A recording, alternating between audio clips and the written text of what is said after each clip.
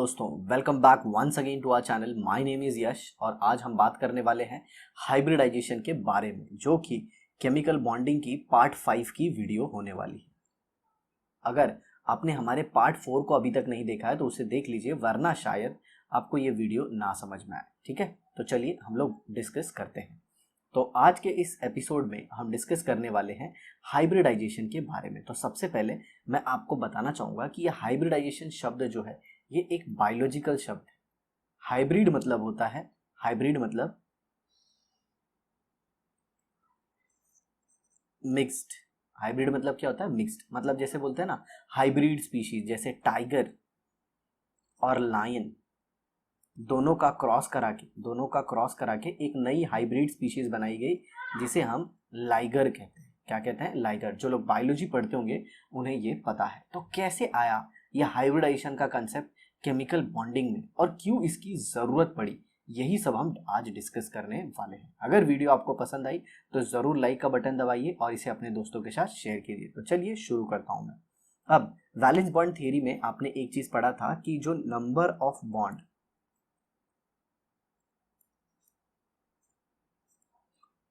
एक एटम बनाता है वो डिपेंड करता है उसके अंदर कितने अनपेयर्ड इलेक्ट्रॉन है। और अनपेयर्ड इलेक्ट्रॉन भी कहां पे? Unpaired electron in valence shell, in valence shell. जैसे कि मैं आपको एग्जांपल लेता हूं कार्बन का। किसका? कार्बन का एग्जांपल लेके हम लोग पढ़ने वाले हैं।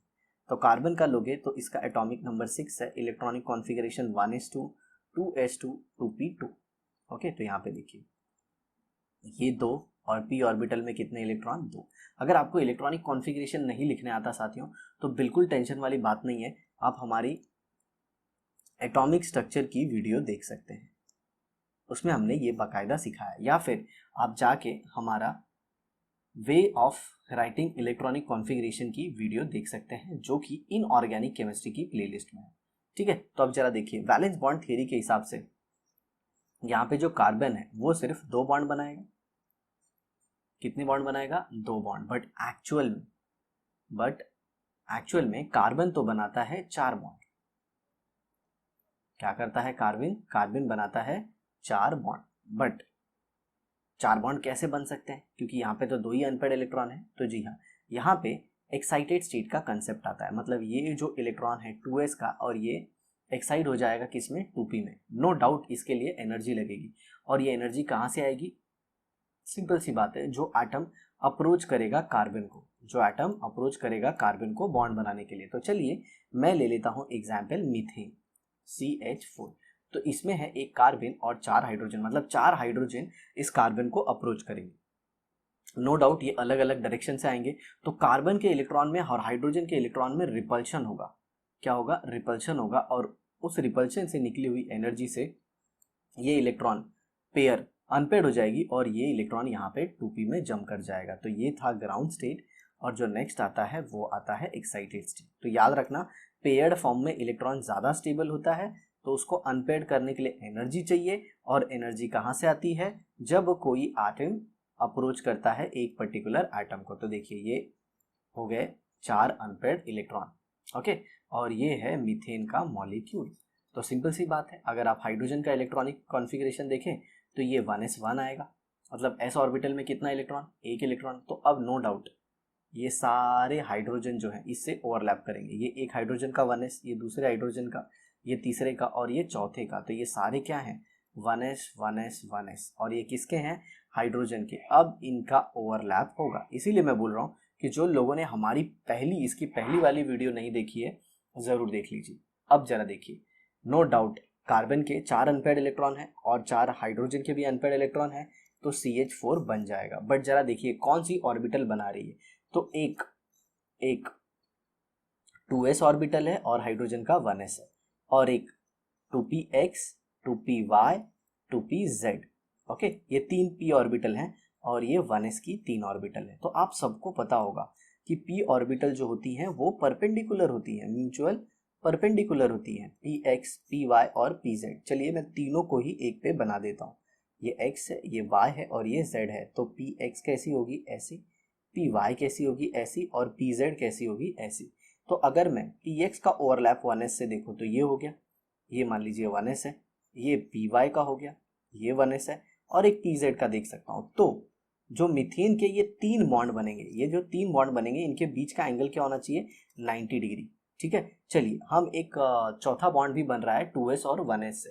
हालांकि इसका एंगल कैसा होगा ये तो हम नहीं बता सकते, बट हम मान लेते हैं कि ये भी 90 डिग्री ही होगा, ये भी क्या होगा, 90 डिग्री। तो एक्चुअल में मीथेन कैसा दिखना चाहिए, तो ये देखिए सेंटर में कार्बन, और फिर ये एक हाइड्रोजन, ये एक हाइड्रोजन, ये एक हाइड्रोजन, ये एक हाइड्रोजन, एक एक एक एक। तो फिर ये एंगल कितना होना चाहिए, नो डाउट ये एंगल होना चाहिए 90 डिग्री, क्योंकि हम सबको पता है पी ऑर्बिटल में जो एंगल होता है वो 90 डिग्री होता है। और ये जो मीथेन मॉलिक्यूल बना है ये बना है ओवरलैप ऑफ कार्बन का 2p ऑर्बिटल एंड हाइड्रोजन का 1s। ठीक है, ऐसा। तो इसके बीच में एंगल कितना आना चाहिए, 90 degree according to theory. But actual में हुआ क्या, एक्सपेरिमेंटली आप कह सकते हो, या फिर इन रियलिटी जब देखा गया तो मीथेन का स्ट्रक्चर तो कुछ ऐसा था मेरे भाई, ये कार्बन ऐसा, ये हाइड्रोजन ऊपर और ये हाइड्रोजन इधर, ये कार्बन के प्लेन में, ये कार्बन के प्लेन में, मतलब कार्बन के प्लेन में मतलब कार्बन को मान लीजिए मैंने एक पेपर पे बना दिया, तो ये पेपर के प्लेन में, किसके प्लेन में है, पेपर के प्लेन में। अब जरा देखिए ध्यान से, ये एक है, ये एक बॉन्ड जो, ओके, ये एक जो बॉन्ड है ये पेपर के, मतलब जो पेपर जिस पे आपने ये 2 बॉन्ड बनाए थे येलो कलर वाले, अब इस पेपर के ऊपर है ये, और एक बॉन्ड अगर आप देखें तो वो पेपर के नीचे है साथियों, मतलब पीछे की तरफ। तो ये एक हाइड्रोजन और ये एक हाइड्रोजन, मतलब ये टूवर्ड्स द ऑब्जर्वर है, मैं ये आपकी तरफ है, ये किसकी तरफ है, टूवर्ड्स द ऑब्जर्वर। और इसे क्या कहते हैं, इसे हम कहते हैं सॉलिड वेज। क्या कहते हैं, सॉलिड वेज, WEDGE होता है, वो मैंने गलती से लिख दिया है। तो ये हो गया सॉलिड वेज, ओके, ये ऑब्जर्वर की तरफ। और ये अगर H को आप देखो, चलिए उसके लिए दूसरा कलर यूज कर लेते हैं, ये जो H है, ये जो देख रहे हो जो डॉटेड से रिप्रेजेंट किया गया है, ये ऑब्जर्वर के पिछू साइड है, मतलब inside the screen, inside the screen, या फिर पेपर के प्लेन के पीछे ऐसे। और अगर आप ये चारों का एंगल देखें, चारों का अगर ये एंगल देखें तो एंगल मिलता है 109 डिग्री 28 मिनट्स, चारों एंगल। एक्चुअल में ऐसे एंगल देखने जाओगे तो परफेक्ट ऐसे आपको टोटल 6 एंगल मिल जाएंगे। कितने एंगल मिल जाएंगे, 6 मिल जाएंगे, ओके। अगर 109 डिग्री का, जैसे कि चलिए ये एग्जांपल ले लेता हूँ मैं, यहाँ पे H रखता हूँ, यहाँ पे मान लीजिए एक H है, ये एक H है, एक H है, और मैंने आपको बोला कि इसमें टोटल की फाइंड आउट कीजिए कितने 109 डिग्री 28 मिनट्स वाले एंगल है। तो पहले तो ये मान लीजिए ये कार्बन है, ठीक है, ये उसके ऊपर और ये इसके जस्ट बगल में, तो ये कार्बन के प्लेन में हो गया, ये पीछू की साइड हो गया, ये स्क्रीन के पीछू हो गया, ये, और ये स्क्रीन के आगे हो गया। और ये सारे एंगल कितने, 109 डिग्री 28 मिनट्स। तो ये एंगल हो गया। चलिए इसको नंबर देके हम लोग एक्सप्लेन करते हैं। तो ये 1 हो गया, ये 2 हो गया, ये 3 हो गया, ये 4 हो गया। ये देखिए ये सारे एंगल। और भी एंगल आपको दिख रहे हैं, क्या आप इमेजिन कर सकते हो और भी एंगल? तो देखिए इस हाइड्रोजन और इस हाइड्रोजन के बीच में भी 109 डिग्री 28 मिनट्स का एंगल होगा। समझ रहे हैं आप? जी हाँ, ये और ये हाइड्रोजन हो गया, और फिर ये हाइड्रोजन और ये हाइड्रोजन हो गया। इनके बीच में भी एंगल कितना होगा, 109 डिग्री 28 मिनट्स। ठीक है, ऐसा है। तो टोटल ऐसे 609 डिग्री 28 मिनट्स वाले एंगल हो जाते हैं। अब बहुतों को लगता होगा कि ये 109 डिग्री 28 मिनट्स कैसे दिखता है, तो आप एक काम कीजिए, आप गूगल में सर्च बार में डाल दीजिए टेट्राहेड्रल ज्योमेट्री। क्या? Tetrahedral geometry. आपको एक परफेक्ट शेप आ जाएगा जिसे हम कहते हैं टेट्राहेड्रल। तो एक्चुअल में जो मीथेन था वो टेट्राहेड्रल ज्योमेट्री का था। मतलब मैं आपको ट्राई करता हूं बना के दिखाने की, तो कुछ ऐसे। तो ये हो गया हाइड्रोजन, यहाँ पे हाइड्रोजन, एक इधर और एक इधर, ऐसे। ये H और नो डाउट ये डॉटेड वाला होगा, ठीक है, ऐसे।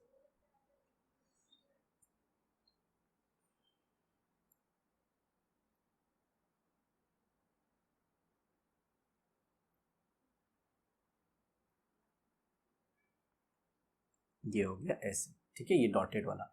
अब जरा देखिए इसको टेट्राहेड्रल क्यों बोलते हैं। तो अगर आप ये देखें तो ये एक फेज हो गया, ये एक फेज, तो इसे एक हेड मान लीजिए, ठीक है। ऐसे ही ये एक हेड हो गया, दो हो गया। ऐसे ये पीछे वाले के साथ हो जाएगा तीन, और एक नीचे भी तो आएगा मेरे भाई, ये नीचे भी तो आएगा। तो टोटल कितने हेड हो जाएंगे? चार, ठीक है। आप बिल्कुल चिंता मत कीजिए, इसकी जो ज्योमेट्री है वो मैं स्क्रीन पे बगल में आपको दिखा दूंगा, ठीक है। अब सुनिए, जो काम की बात, जो हमारी थियरी थी वीबीटी, उसके हिसाब से तो मीथेन आना चाहिए था एक प्लेनर मॉलिक्यूल, मतलब बेसिकली एंगल आना चाहिए था 90 डिग्री, ठीक है। बट एंगल कितना आया? 109 डिग्री 28 मिनट्स। और दूसरी चीज अगर आपने देखा हो तो तीन बॉन्ड जो बने थे, वो एस और पी ऑर्बिटल के ओवरलैप से बने थे, एस और पी ऑर्बिटल के ओवरलैप से। और मैंने आपको सिखाया था कि पी ऑर्बिटल का डायरेक्शनल कैरेक्टर ज्यादा होता है। मतलब ये तीन बॉन्ड जो थे ये स्ट्रांग होने चाहिए थे वन बॉन्ड से। क्यों? ये वन बॉन्ड जो बना है ये एस एस ओवरलैप से बना है, और ये बाकी के सारे किससे बने हैं? P S overlap. बट एक बड़ी काम की चीज देखी, पता है क्या? मीथेन में चारों सी एच बॉन्ड की एनर्जी ऑलमोस्ट सेम मिली। ऑलमोस्ट क्या मिली? सेम मिली, मतलब इक्वल। सारे बॉन्ड की एनर्जी क्या थी? इक्वल थी। अब ये कैसे हो गया? मतलब हो न हो अंदर कुछ न कुछ तो क्या है? झोल है। मतलब जो ऑर्बिटल का ओवरलैप हम समझ रहे हैं ऐसा कुछ नहीं है। और तब तब यहीं पे थियरी आ गई मेरे भाइयों। कौन सी? जी हाँ, हाइब्रिडाइजेशन वाली। ऐसे बहुत सारे एग्जाम्पल ले सकते हैं, बट मैंने आपको मीथेन से ही एक्सप्लेन कर दिया। तो अब जरा देखिए ये थियरी क्या बोलती है। सब कुछ सेम रहेगा। कार्बन 6, 1s2, 2s2, 2p2, ये नॉर्मल हम लोग लिखते ही है इलेक्ट्रॉनिक कॉन्फ़िगरेशन। और ये डब्बे के अंदर इलेक्ट्रॉन भी दिखाते हैं। और ये कौन सा स्टेट में कार्बन के इलेक्ट्रॉन है? जी हाँ, ग्राउंड स्टेट में। ग्राउंड स्टेट मतलब नॉर्मल। अब आ जाएगा excited state. Okay sir, excited state कब आता है? जब number of unpaired electron number of bond से कम हो। तो अगर आप मीथेन में देखें तो टोटल बॉन्ड कितना बना है? 4 बना है, लेकिन अनपेयर्ड इलेक्ट्रॉन कितने हैं? 2। तो एक्साइटेड स्टेट आएगा। उसका पूरा प्रोसेस मैं बता चुका हूँ। तो ये इलेक्ट्रॉन यहाँ पे, ये यहाँ पे, ये यहाँ पे। अब जरा देखिए ये हाइब्रिडाइजेशन की थियरी क्या कहती है कि ये चारों ऑर्बिटल आपस में मिक्स हो जाएंगे। क्या हो जाएंगे? मिक्स। और कुछ नया ऑर्बिटल बनाएंगे। ओके, और इस नए ऑर्बिटल को ही हम लोग बोलते हैं हाइब्रिड ऑर्बिटल। मतलब कुछ इस तरह से, जरा सुनिए कि ये 4 ऑर्बिटल पहले आपस में मिक्स हुए और फिर उन्होंने 4 हाइब्रिड ऑर्बिटल बना दी। मतलब ये आपस में मिक्स होके कुछ नए ही 4 ऑर्बिटल बना दिए। ये इस तरह से ये 4 बन गया, और जिनसे ये बनी है उनका ही नाम ये लेंगी। तो ये किससे किससे बनी है? एक एस से और पी से। तो टोटल एक एस है और टोटल 3 पी है। तो एक एस 3 पी, तो हर एक को क्या बोल दिया? sp3 sp3 sp3 sp3 hybrid orbital. Total कितनी ऑर्बिटल थी? 1 2 3 4, दैट इज 2s और 3 2p, 2px 2py 2pz। तो 4 ऑर्बिटल मिक्स हो जाएंगी। ओके, और नई ऑर्बिटल बना देंगे जिसे हम हाइब्रिड ऑर्बिटल कहेंगे, और उनका नाम उन्हीं ऑर्बिटल के ऊपर रखा जाएगा जिससे वो बना है। और एक काम की चीज, ये जो हाइब्रिड ऑर्बिटल बनती हैं इनका ऑलमोस्ट सबका सेम एनर्जी होता है और सेम ज्योमेट्री भी होता है। ओके, सेम एनर्जी भी होता है और सेम ज्योमेट्री भी होता है। आ समझ में? अब जरा देखिए, अब यहाँ पे एक एक एक एक एक एक ऐसे इलेक्ट्रॉन, ये किसके हो गए? कार्बन के, ठीक है। तो कार्बन के सारे इलेक्ट्रॉन किस में है, sp3 हाइब्रिड ऑर्बिटल में, और फिर हाइड्रोजन का 1s का इलेक्ट्रॉन आता है और ये उसको ओवरलैप करता है। अब जरा देखिए, अब बन गया मीथेन कुछ ऐसा।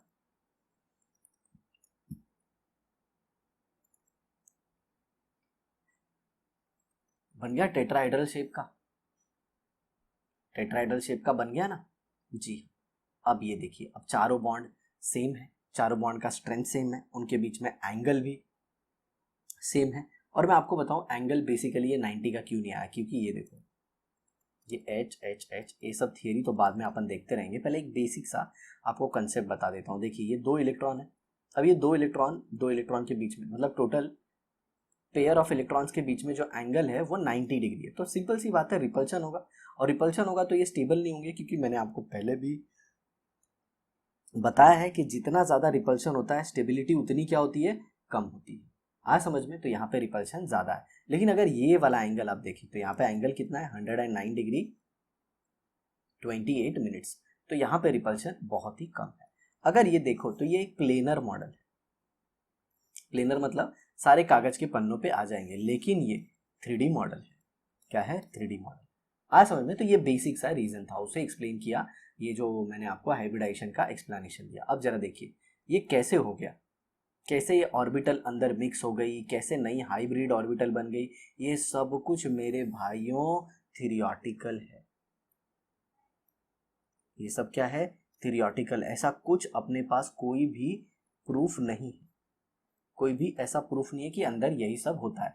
लेकिन ये जो थियोरेटिकल कंसेप्ट है ये सही देखा गया, इसमें कोई भी प्रॉब्लम नहीं आया। अगर आपको लगता है कि ये थियोरेटिकल है, इसका प्रैक्टिकल एस्पेक्ट नहीं है, तो आप प्रूफ करके बताओ, हम आपको मान जाएंगे। आज समझ में। तो अब बहुत सारे बच्चों को यह बात हजम नहीं होती कि सर ये मिक्स कैसे हो गया और चारों आइडेंटिकल कैसे हो गए। तो ऐसे मान लीजिए मैंने एक पेंटर को 4 कलर दे दिए, समझ में आया। मान लीजिए ये कलर ए है, ये बी है, ये सी है और ये डी है, और मान लीजिए एक घर है, मान लीजिए क्या है, एक घर, ये मान लीजिए एक घर है। ऐसे सर ये तो बोर्ड कॉन्फर्मेशन हो गया, साइक्लोहेक्सेन, अरे घर मान रहे मेरे भाई। तो ये देखो घर, ये एक घर की सामने वाली दीवार है,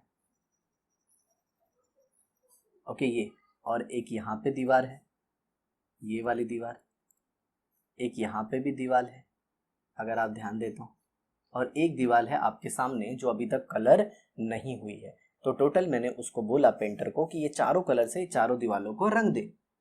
ठीक है, मैं तो ऑर्डर दिया, लेकिन मैं चला गया, फिर मैं आके देखता हूं तो क्या हुआ कि ये जो चारों वॉल हैं ये सेम कलर से पेंटेड है। क्या है, सेम कलर से पेंटेड है, और ना तो वो ए का कलर है, ना तो बी का कलर है, ना तो सी का कलर है, ना तो डी है, वो कुछ अलग ही है, वो कुछ भलता ही है, वो कुछ मिक्सचर जैसा है। तो मुझे बाद में पेंटर ने एक्सप्लेनेशन दिया कि उसने इन सब को आपस में मिक्स कर दिया, एक बड़े से कंटेनर, सबको मिक्स कर दिया, सबको, और मिक्स करने के बाद जो कलर आया उसी से दीवार को उसने कलर कर दिया। मतलब जो एटम था, जो मीथेन में कार्बन था, उसके अंदर भी कुछ ऐसा ही हुआ। आया समझ में। आप लोग सोचते रहेंगे कि सर आपने इस वीडियो के लिए इतना टाइम क्यों ले लिया, क्योंकि इसे समझाना बहुत ज़रूरी है, इसके अंदर क्या कंसेप्ट चल रहा है ना, ये आपको पता होना चाहिए। सिर्फ रट्टा मारोगे, मैं बता रहा हूँ बच्चों, केमिस्ट्री में आपका धुआं निकल जाएगा। समझ में आया। यहाँ पे जो एंट्रेंस में क्वेश्चन आते हैं ना, वो नॉलेज टेस्टिंग के लिए आते हैं। समझ रहे हो ना मैं क्या बोल रहा हूँ, नहीं तो तुम लोग बोलोगे अरे सर आप तो बहुत पढ़ा रहे हो, बहुत ज़्यादा डिटेल में पढ़ा रहे हो सर, हमारे मगज के ऊपर से जा रहा है। बिल्कुल टेंशन मत लेना, ओके, ऐसा है सब कुछ, ठीक है।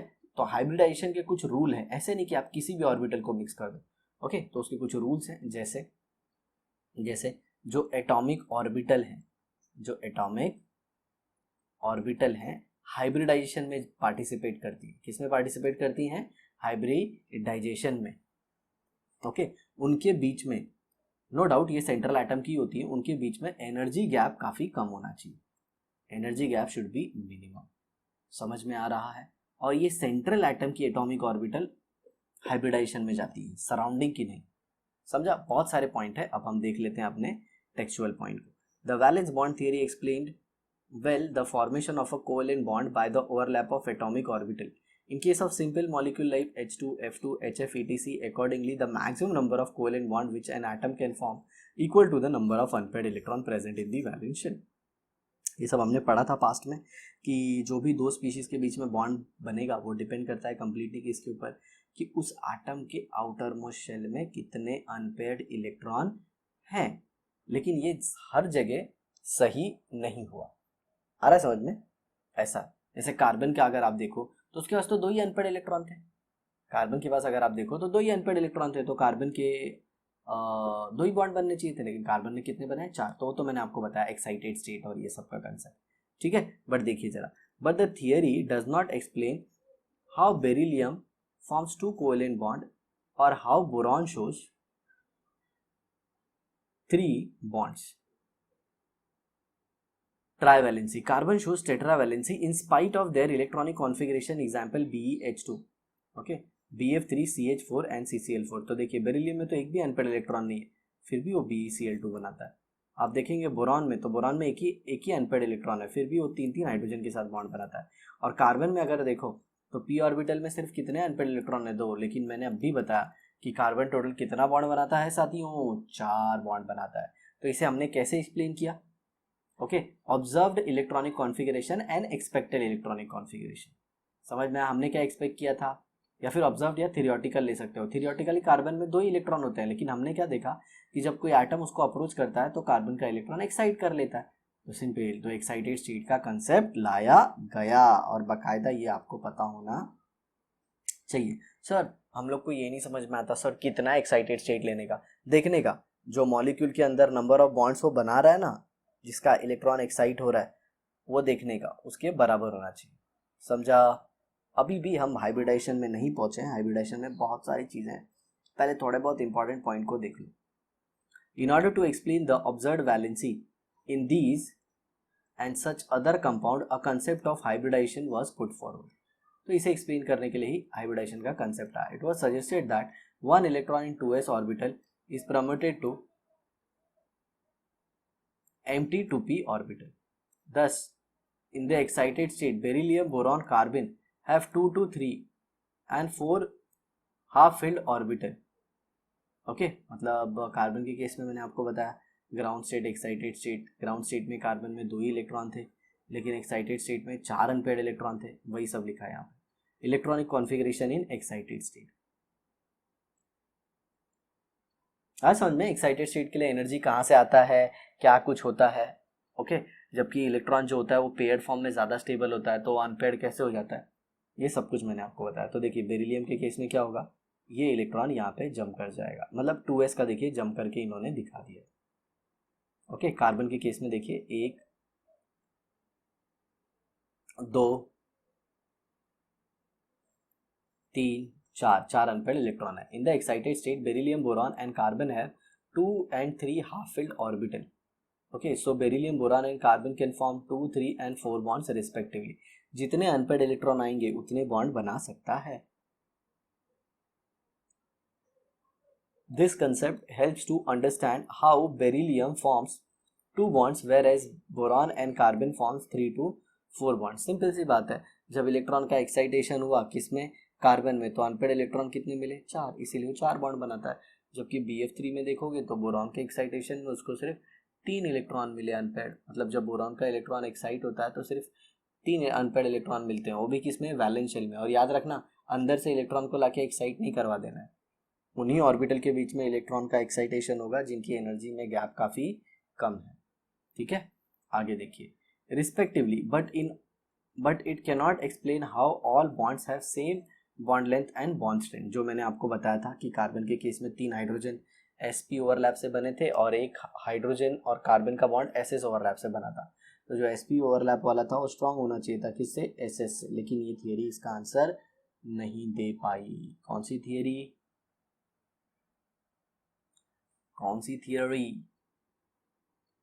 वैलेंस बॉन्ड थियरी, क्योंकि ऐसा कुछ तो मिला ही नहीं। मीथेन के केस में चारों बॉन्ड क्या मिले? Identical.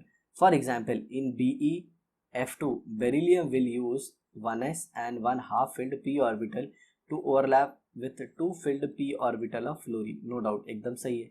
So in the molecule there will be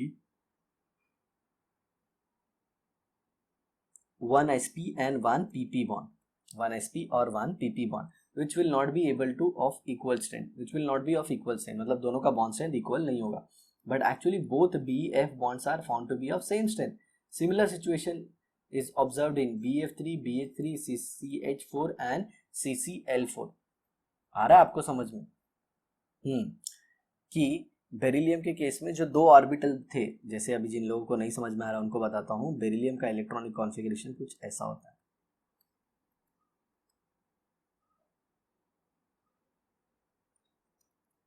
1s2 2s2, बस ये ग्राउंड स्टेट है. ओके,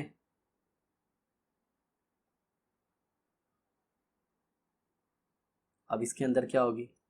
2p भी होगी, लेकिन 2p क्या है? खाली, तो ये ग्राउंड स्टेट है. नेक्स्ट क्या आएगा? Excited state. जब बोरॉन को जो फ्लोरीन अप्रोच करते हैं वो क्या करेंगे? इस 2s के इलेक्ट्रॉन को रिपेल करेंगे. क्यों रिपेल करेंगे? अरे सिंपल सी बात है, बेरिलियम के नज़दीक कौन आ रहा है? फ्लोरीन आ रहा है. तो फ्लोरीन में तो इलेक्ट्रॉन भर भर के है और बेरिलियम में इलेक्ट्रॉन कम है, तो फ्लोरीन का इलेक्ट्रॉन जो है वो बेरिलियम के इलेक्ट्रॉन को रिपेल करेगा या फिर सिस्टम में रिपल्शन आ जाता है, जिसकी वजह से सिस्टम की एनर्जी बढ़ जाती है और ये इलेक्ट्रॉन यहाँ पे क्या करेगा? जंप कर देगा. तो देखिए, एस में एक इलेक्ट्रॉन, एक पी में इलेक्ट्रॉन. अब जरा देखना, अगर फ्लोरीन से आप बॉन्ड बना रहे हो तो फ्लोरीन 9 है, 1s2 2s2 2p6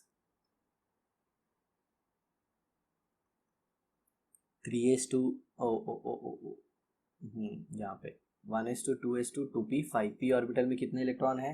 5. ओके, तो फ्लोरीन को भी कितने करने हैं? 6. अगर वो 6 कर ले तो उसका ऑक्टेट क्या हो जाएगा? कंप्लीट हो जाएगा. तो ये 1 2 3 4 और ये 5 इलेक्ट्रॉन. आ रहा है समझ में? अरे सर आपने पी में कितने डब्बे बना दिए? माफ़ी चाहूँगा, पी के अंदर सिर्फ 3 ही ऑर्बिटल होते हैं.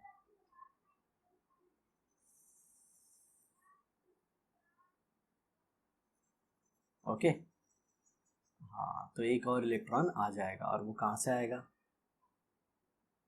ये देखिए, 1 2 3 4 और ये 5. ठीक है, तो ये इलेक्ट्रॉन यहाँ पे आके ओवरलैप कर लेगा. तो अब जरा देखो, ये कौन सी ऑर्बिटल है? 2p. और ये फ्लोरीन की कौन सी है? 2p. तो ये बॉन्ड किससे बनेगा? 2p 2p ओवरलैप से. अब एक और फ्लोरीन आएगा और वो इससे कंबाइन करेगा, उसका ओवरलैप क्या होगा? 2s और 2p. No doubt 2p 2p का बॉन्ड क्या होना चाहिए? Strong, compare to 2p and 2p. मतलब 2s 2p के कंपेयर में 2p 2p का बॉन्ड क्या होना चाहिए? स्ट्रॉन्ग. क्यों स्ट्रॉन्ग होगा? क्योंकि सिंपल सी बात है, मैंने बताया था जिसका जितना ज़्यादा डायरेक्शनल नेचर होता है उसका बॉन्ड उतना स्ट्रांग होता है. जैसे pp बॉन्ड सबसे ज़्यादा स्ट्रांग, फिर इसके बाद आ जाएगा ps बॉन्ड, फिर सबसे कम आ जाएगा ss बॉन्ड. ठीक है, ऐसा है, क्योंकि डिपेंड करता है एक्सटेंट ऑफ ओवरलैप कितना हुआ है. तो ये हो गया. ठीक है, तो ऐसे एक्साइटेड स्टेट की वजह से बेरिलियम कैपेबल हो पाया दो बॉन्ड बनाने के. अब आगे देखते हैं. In CH4, all bonds are equal strength, although the overlap are s, px, py, pz, orbital of carbon and s orbital of hydrogen. Experimentally, all CH bond length are equal and bond angle is identical. This can be explained using another concept, hybridization. वही जो मैंने आपको mixing and recasting का बताया था ना, वही सब यहाँ पे दिया गया है. ओके, यहाँ देखिए. This concept helps to explain the observed structural properties of many molecules. Hybridization refers to mixing of valence orbital of same atom and resulting them in equal number of new equivalent orbitals या फिर hybrid orbital. तो hybridisation क्या बोलता है कि जो central atom है उसकी एटॉमिक ऑर्बिटल का क्या होगा? मिक्सिंग हुआ होगा. ओके, और उसने फिर कुछ नए हाइब्रिड ऑर्बिटल दे दिए जिसे बॉन्ड बनाने में यूज़ किया जाता है. अब देखिए, बहुत सारे बच्चों को ऐसा लगता है कि जिन ऑर्बिटल के अंदर अनपेड इलेक्ट्रॉन होता है वही हाइब्रिडाइजेशन में पार्ट लेते हैं. जी बिल्कुल नहीं. यहाँ पे बहुत इंपॉर्टेंट पॉइंट बोलना चाहूँगा कि वो ऑर्बिटल भी हाइब्रिडाइजेशन में पार्ट लेती हैं जिनमें हाइब्रिडाइजेशन नहीं होता. ये एक सर मैं क्या बोल गया? सर आप ये क्या बोल गए? कुछ समझ में नहीं आया कि हाइब्रिडाइजेशन में कौन सी ऑर्बिटल. सर ये जो अभी फिलहाल 1-2 मिनट पहले आपने जो स्टेटमेंट बोला वो कुछ नहीं समझा. जी हाँ, मुझे पता है, मैं कुछ गलत ही बोल गया. ठीक है, तो मैं ये बोलना चाहता था कि बहुत सारे बच्चों को ऐसा लगता है कि वही ऑर्बिटल हाइब्रिडाइजेशन में पार्टिसिपेट करती है जिसके अंदर अनपेयर्ड इलेक्ट्रॉन होता है। तो मैं आपको बताना चाहूँगा कि आगे चल के आप देखोगे कि एम्प्टी ऑर्बिटल भी हाइब्रिडाइजेशन में पार्टिसिपेट करती है, एम्प्टी ऑर्बिटल, और वो ऑर्बिटल जिसके पास पेयर्ड इलेक्ट्रॉन है वो भी हाइब्रिडाइजेशन में पार्टिसिपेट करता है। ये तो फिलहाल के लिए आपके स्टेट बोर्ड के लिए जितना टेक्स्ट बुक में लिखा है वो सफिशियंट है। स्टेप इन्वॉल्व इन हाइब्रिडाइजेशन, सबसे पहले फॉर्मेशन ऑफ एक्साइटेड स्टेट और फिर mixing and recasting of atomic orbital. Okay, ये देखिए अब यहाँ पे ये सब कुछ आपको दिया गया है, BF2 का एक्सप्लेनेशन, आप इसे पढ़ लेना पूरा, ठीक है, हाँ पूरा। और इसमें जो एंगल आता है BF2 में 180 डिग्री आता है, क्योंकि सिंपल सी बात है, तीन एटम है और उनको अपने मैक्सिमम डिस्टेंस को मेंटेन करना है, तो सिंपल वो अपने में कितना एंगल मेंटेन करेंगे, 180 वाला। और आगे चल के आपको खुद ही पता चल जाएगा कि BF2 में जो हाइब्रिडाइजेशन आता है वो SP आता है, ठीक है, हाइब्रिडाइजेशन क्या आता है और SP आता है, और जब भी SP हाइब्रिडाइजेशन होता है तो एंगल होता है 180 डिग्री। ये सब कुछ हम आगे सीखने वाले हैं। मैंने एक्साइटेड स्टेट, ग्राउंड स्टेट इसलिए नहीं डिस्कस किया क्योंकि मैंने मीथेन के मॉलिक्यूल को डिटेल में एक्सप्लेन कर दिया था, ठीक है, ओके। तो यहाँ पे देखिए दो ऑर्बिटल बनेंगी, हाइब्रिड ऑर्बिटल, उनका exactly same shape and energy होगा। ये बात मैं आपको पहले भी बता दिया था कि दो ऑर्बिटल, एक s और एक p ऑर्बिटल मिक्स हो जाएंगे और दो हाइब्रिड ऑर्बिटल बनेंगे जिसे हम sp कहेंगे, ठीक है। अब देखिए कंडीशन फॉर हाइब्रिडाइजेशन, ये बहुत इंपॉर्टेंट है, इसे याद रखिएगा।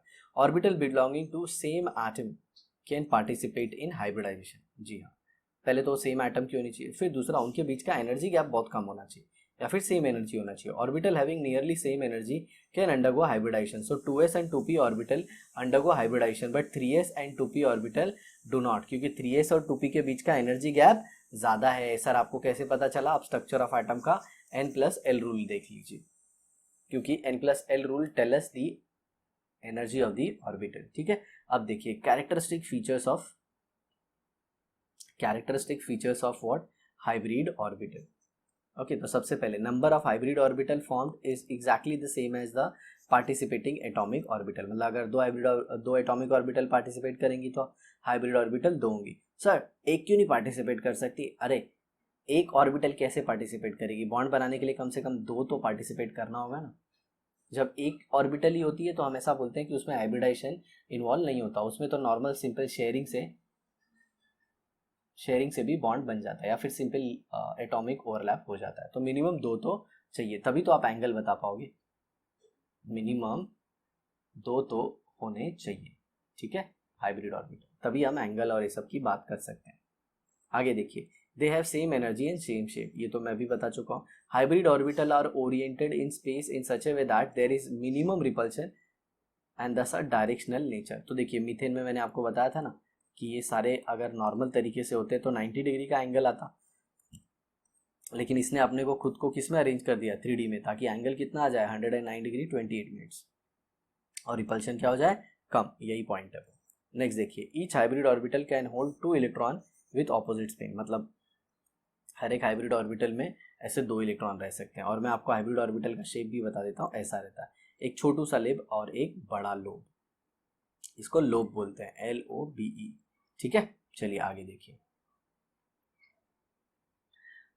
A hybrid orbital has 2 lobes on the 2 side of the nucleus. तो मैंने आपको दिखाया ना, एक छोटू वाला और एक मोटू वाला, तो ये बॉन्ड में पार्टिसिपेट करता है, ठीक है, और ये छोटू बॉन्ड में पार्टिसिपेट नहीं करता। और ये सेंटर में जो देख रहे हो रेड कलर का डॉट, ये न्यूक्लियस है। One lobe is large and other is small, ठीक है। सर एक वाला लोब लार्ज क्यों होता है और दूसरा वाला स्मॉल क्यों हो जाता है? जो लार्ज वाला है उसमें इलेक्ट्रॉन डेंसिटी ज़्यादा हो जाती है, मतलब वो बॉन्ड बनाने में पार्टिसिपेट करता है, जबकि स्मॉल लोब बॉन्ड बनाने में पार्टिसिपेट नहीं करता।